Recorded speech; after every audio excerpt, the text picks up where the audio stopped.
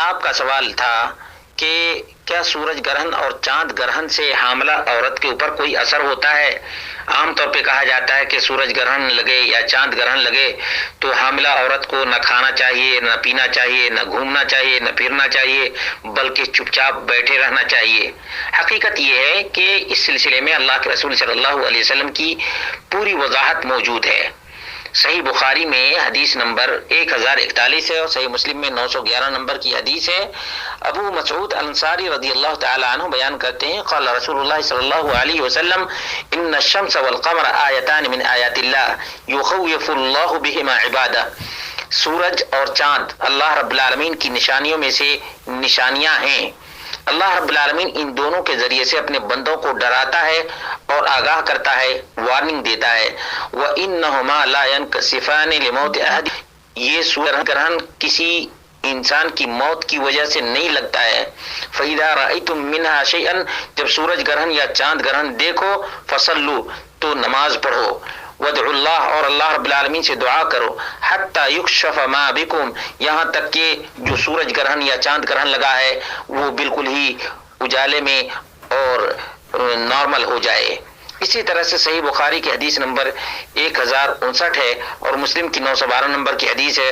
عن ابی موسیٰ رضی اللہ عنہ قال خسفت الشمس فقام النبی صلی اللہ علیہ وسلم فزعا یخشى ان تکون الساعة۔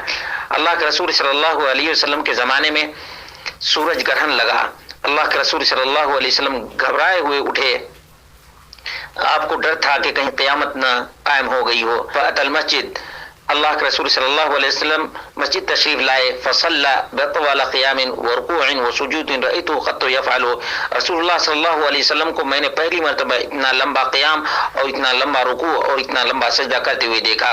وقال هذه الآيات التي يرسل الله لا تكون لموت أحد ولا لحياته، یہ اللہ رب العالمین کی نشانیاں ہیں جو اللہ رب العالمین دکھاتا ہے، یہ کسی انسان کی موت یا کسی کی زندگی کی وجہ سے، کسی کی پیدائش کی وجہ سے نہیں، بلکہ اللہ رب العالمین اپنے بندوں کو ڈراتا ہے، آگاہ کرتا ہے کہ اللہ رب العالمین کی قدرت کے یہ شاہکار ہیں، تم ان سورج اور چاند اور دیگر افلاک اور ستاروں کو مشکل کشا، حاجت روا اور مؤثر نہ سمجھو، بلکہ اللہ رب العالمین کی قبض قدرت میں یہ چاند اور سورج اور ستارے ہیں۔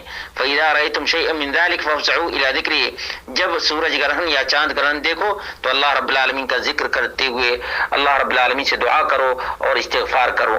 معلوم یہ ہوا کہ سورج گرہن یا چاند گرہن کا کسی حاملہ عورت پر کوئی اثر نہیں ہوتا ہے، البتہ تمام مسلمانوں کو چاہیے کہ اللہ رب العالمین سے ڈریں اور اللہ رب العالمین کا ذکر کریں، استغفار کریں اور صلاۃ کسوف نماز یا سورج گرہن کی نماز پڑھیں جس طرح سے اللہ کے رسول صلی اللہ علیہ وسلم نے پڑھا ہے۔